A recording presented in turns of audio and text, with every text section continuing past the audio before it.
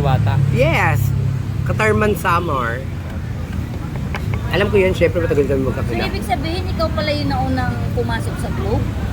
Hindi, bali sila. Bali sila sa QC, tapos kinuha kami. Kami na yung naiwan. So bali, tapos hanggang sa naging supervisor ako ng Globe. Telecom, nakarating ako ng Nueva Ecija. Doon ako nang may abag sa Nueva Ecija. Bali, dinila ko rin sila yan. Si Lollipop tsaka siya, si Diwata doon sa Nueva Ecija. Tapos iniwan ko na sila doon. Anong samahan mayroon kayo ni Diwata that time? Okay naman, kasi kami talaga dati galit na galit yan kapag halimbawa may kaaway kami, inaaway niya rin. Kapag may kaaway siya, inaaway namin. Palakampi talaga siya. Ganon kami. Yung mga construction nga dati dyan sa, pag dumadaan sa taas ng tulay, napapatakbo ko yan namin. Grabe. Oh? Nakatikim na ba sila ng 1 step 11 job? So naniniwala ka na kapag waray matapang? Hindi naman lahat ng waray kasi yung tapang natin dapat diadaan lang natin sa tama. No? Bali kung matapang lang lagi ang ipapairal mo, maraming ang kaaway. No? Kasi si Diwata naman kahit waray yan, marunong makisama, makipagkaibigan niya. Kapwa-tao, kung isipin natin, marunong talaga makisama yan si Bakla.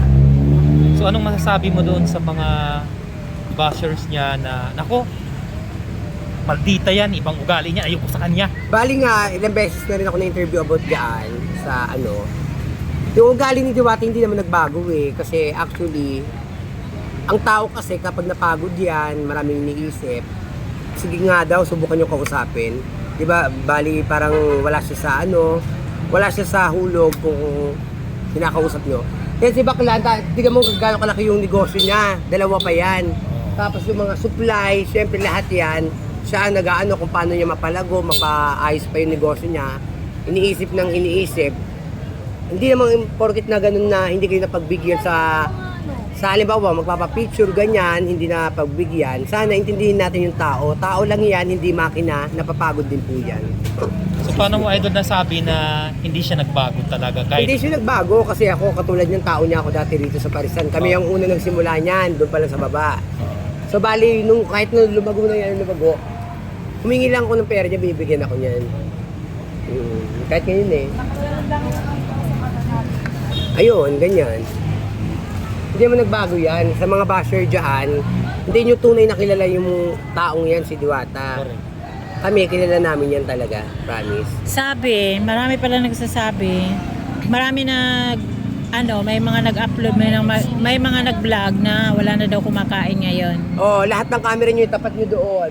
Anong tawag nyo dyan sa mga tao nandiyan? Hindi ba mga tao yan? Di ba tao yan? Ayan, kumakain pa rin. Maraming kumakain pa. Ngayon kasi, nagpo-parking ako rito sa labas. Nung nawala ako kay Diwata kasi, nung lumipat kami rito, siguro mga 2 weeks lang ako, umalis na ako. So bali, nagpo-parking ako sa labas. Tingnan nyo nga kung gaano karami ang nakaparking sa labas. Lahat yan dito kumakain. Kay Diwata. Ma! Ay po, ang dami camera. Bakit na naman tinatawag mo ang Ba't best friend tinatawag mo? mong best friend mo? Ayaw mo para mag-appear? Nasira yata yung doorknob. Nasira yung doorknob nila. Tanong pa. Ano pa? Anong menu? Ibig sabihin hindi ka plano na. Hindi na ako empleyado ni Madam Diwata as of now kasi nagpahinga po ako.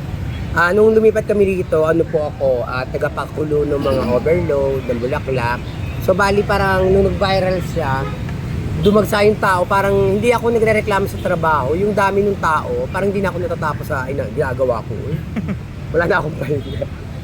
Sabi ko sa kanya, papahinga lang ako dahil. Pero pag bumalik ako dyan, anytime naman pwede. Dahil wala naman ako atraso. Wala rin naman akong masamang ginawa dyan. So paano maipapangako mo pa forever mong best friend si Diwata? Hindi. Kung wala siyang ginagawang masama at nasa tama naman din yung pagtatanggol ko sa kanya, wala pong problema doon. So wala naman pong problema kung ipagtanggol natin yung tama, no? Sa ngayon naman wala akong nakikitang mali sa mga ginagawa ni Bakla na binabash nila. Para sa akin lahat yan tama. Tama ang ginagawa ni Bakla. Tsaka lahat yan pinaghirapan niya, saksi kami dyan. Kaya kung ibabash niyo siya ng ganyan, wag naman, suportahan na lang natin yung taong umaangat.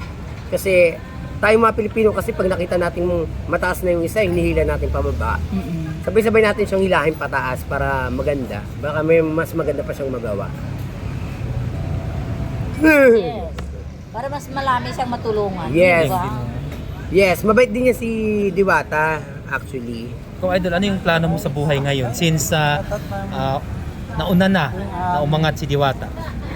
Ako, plano ko lang din naman kung anong ibigay sa akin ng Panginoon. I-grab ko yun. Sa ngayon ayokong magsalita ng halimbawang ganyan, gagayahin natin siya. Iba po ang destiny ng kada tao, no? Iba po ang buhay na bibigay ng Panginoon sa kada tao. Ngayon, kung anong ibigay sa akin, edi igagrab ko ng igagrab. Diba? Ayoko rin naman yung sabihin ko na gusto ko maging ganyan, ganyan. Masaya na lang ako para sa kanya na naging ganyan siya. Pero naniniwala ka sa kasabihan na sa tao ang gawa ng isang awa. Oo naman, naniniwala ako yung kasabihan na yan. Pero kung tayo mismo na tao, hindi tutulungan yung sarili natin para umangat, wala rin pong magagawa ang Panginoon. Kung hindi rin naman tayo ang gagawa ng sarili nating ikauunlad sa buhay, no? Kasabihan lang yan, pero tayo pa rin ang gagawa ng sarili nating destiny. Matanong kita, madam. Kasi di ba nung last na interview ko sa iyo, dalawa kayo. Yes. Nasaan na yung kasama mo? Si Janga is nasa Buendia po yata. Doon kasi siya nag-ano. Ewan ko nagpa-parking pa siya dyan. Kasi minsan doon ako umuwi sa ngayon, seaside, hindi na ako gumaganyan. Pero madam, mayroon akong video na napanood nung tumapak daw siya dito. Nung ini-interview siya, umiiyak siya. Bakit? Wala lang yun. Actually, yung sinasabi niyang nanay-nanayan, kailan ba siya naging nanay-nanayan ni Diwata? Kami ang magkakasama sa tulay. Si Janga is pumupunta lang yan doon. Hindi namin talagang solid na kaibigan yan. Kakilala, oo. Pero yung talagang close friend, hindi. Pero yung paratang niya kay madam, totoo ba yun o hindi? Hindi bakit naman kami? Kami nila Lolipa pag pumunta rito. Di ba ako, humingi kami ng pera dyan, kala mo may pinatago kami, di ba? Nakaraan bigyan niya akong bigas, 10 kilos. Oo. Ni Diwata. Bigyan niya ako ng 10 kilos na bigas. Mostly magkano naman pag binibigyan ka ng pera, mga magkano Hindi, ano lang naman, yung mga 300 lang, mga ganyan. 500, Ay, ganyan. malaking tulong yan. naman? Malaking tulong na Oo, yun. bali ka, nanghihingi lang ako niyan kapag wala akong parking. Halimbawa, binubuisit kami ng mga enforcer, ganyan. Maya ang clearing, doon ako nanghihingi sa kanya. Ayan, bibigyan niya naman ako kasi naglilinis ako din sa harapan. Ako yung nagwawalis dyan everyday. O, kasi mahirap din naman umasa, di ba? Sa kaibigan. Yes. Ako yung tipong hindi naman ako umaasa sa kaibigan kahit meron na. Tama. Nakikita mo, di sana nandyan pa ako sa kanya hanggang ngayon. Pero madam Hindi, Fiona, walang katotohanan nyo na hindi binawalan siya ni Madam Diwata dito na tumapak. Hindi bakit babawalan? In a first place, kainan to in public, di ba? Kahit sino pwedeng kumain. Kung may pambili, di ba? Sige, kain kayo dyan, sige. Si Django naman kasi, hindi siya pinagbawalan kasi kami magkakasama dito bakit naman yung ibang kaibigan niya, welcome pumasok rito. Siya lang ang hindi. Bakit? Baka may ginawa siya kay Diwata. Yun Sa lang pass. kasi, yun May lang- ginawa yata siya. Yun lang kasi ang Sa cellphone. napanood ko. Ay, nasabi ko. Cut, Joke cut. lang. Sa cellphone ba yan? Ayun yata yun, ganun. Actually, totoo sa cellphone yun, may ginawa siya kay Diwata sa tulay. Wala ka na dito kay Madam Diwata. Saan ka naman ngayon nag-i-stay? Kasi sabi mo wala ka na sa ilalim ng tulay. Yes, kung dati may condolay kami, condo na tulay pa, ayun kasi naibenta na namin matagal na panahon na, no? Grabe So, siya. nabenta na namin kay Henry C. yun, matagal na. So, bali dito ako naka-check-in ngayon sa Lime Hotel to go. Ay, grabe Sa gilid lang, sa gilid may mga kubo kami dyan. Ah, Ayan dyan sa likod. Meron din ako dun sa seaside, may isa pa akong yung mga... Sabi ko, yung kung ikaw may anak ka, bata ka, tapos bigla kang tatapatan ng camera ganyan, tatanungin mo, anong lasa nung chicken ni Diwata? Sabi niya, towel. Diba? Yung mga bata nga hindi nagsisinungaling, oo, tama ka ate, pero ikaw na nanay ka, sinungaling ka, ubod. Diba? Ayan, ano pang masasabi mo sa mga basher ni Diwata? Ang masasabi ko lang sa mga basher ni Diwata, kapag inggit, pikit, no? Kasi kayong mga nasa bahay, may sarili kayong bahay, electric fan, rep, TV. Siya nga noon sa ilalim lang ng tulay, walang-wala, ganyan. Ngayon nagkaroon siya, kakaingitan nyo. Ay naku guys. Ang masasabi ko sa inyo, if your habit, show it. Lahat ng basher ni Diwata, mamamatay sa inggit. And I thank you. Gaano mo nakatagal nakilala si Diwata? Since 2009, magkasama na po kami sa ilalim ng tulay. Ayan. Ilang taon kayo natutulog doon? Bali ako, 6 years lang yata ako kasi umalis ako Pumasok ako sa Globe. Ano mensahe mo dun sa nanay ng bata na towel daw yung lasa ng fried chicken ni Diwata? Oo ate, tama ka dyan sa sinasabi mo. Ang mga bata hindi marunong magsinungaling, no? Pero ikaw na nanay ka, ha? Sinungaling ka ng ubod. Dapat mo ikaw ang maging ehemplo ng anak mo, hindi yung natuturo pa ng kung ano-anong masama. Diba?